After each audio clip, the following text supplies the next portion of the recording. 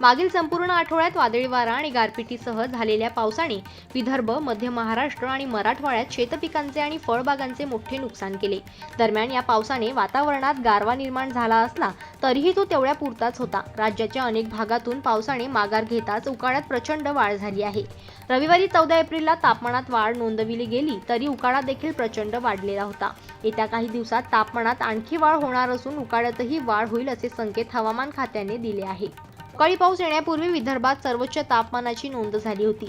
विदर्भातील तापमानाचा पारा 42 अंश सेल्सिअस पेक्षा अधिक नोंदवला गेला। अवकाळी पावसामुळे तो खाली आला होता। 40 अंश सेल्सिअस पेक्षाही तो कमी नोंदवला गेला। मात्र आता हवामान खात्याने येत्या काही दिवसात तापमानात मोठी वाढ होईल असा इशारा दिलेला आहे।